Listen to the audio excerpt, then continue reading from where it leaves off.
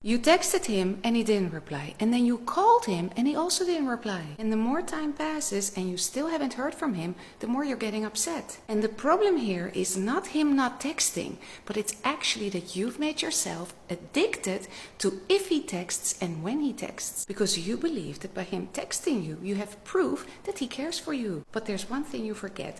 As much as a woman likes to play games with a man by not replying to his text so that he will wonder if she's still interested in him, the man has a logical mind, and the only reason that he's not replying to a text is that he doesn't see it as a priority. For example, if in the beginning he was texting you good morning and good night every day, that was just because he wanted to see if you were still there. It was the easiest way for him to let you know that he was thinking of you. But now that he knows you're there, he doesn't feel the need to do that anymore all the time. And if you've been in a relationship for a while and you get upset with him for not texting you back, then please remember that texting creates a false illusion of having a bond together. And as much as a man doesn't prioritize a text, you should do exactly the same. And what you should actually pay attention to is if he makes an effort to call so that he can hear your voice. But most of all, you should look at if he's actually trying to see you.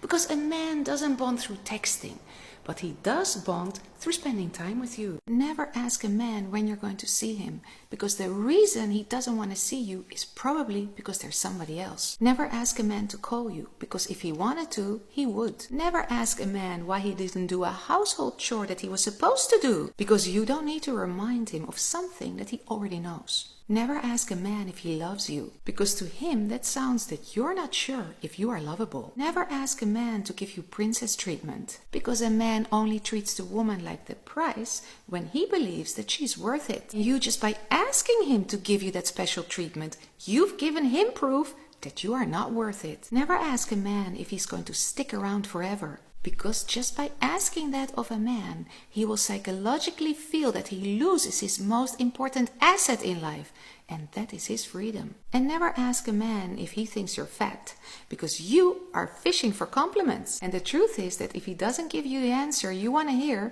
you will be upset.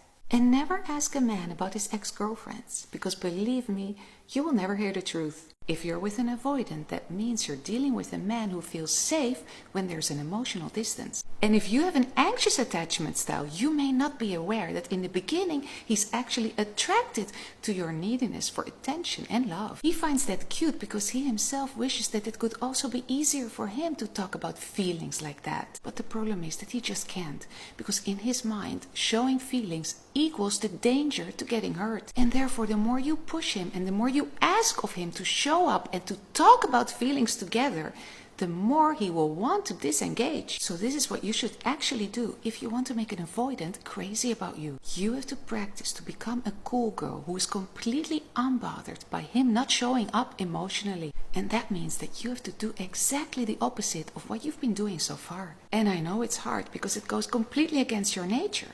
But the more you practice, you will see that you will actually become this cool girl. And you do all this because the only way for him to let his guard down is when he feels safe, because there is a distance between the two of you. You are not going to blame him for not being there enough for you. You are not going to attack him for not talking enough with you. And if you keep this attitude up for a whole month, you will see that he will change and he will start to go after you, because he will start to miss exactly the parts of you that he fell for in the beginning, with the main difference that now you're not so dependent anymore on his validation, because you've practiced to become more secure with yourself.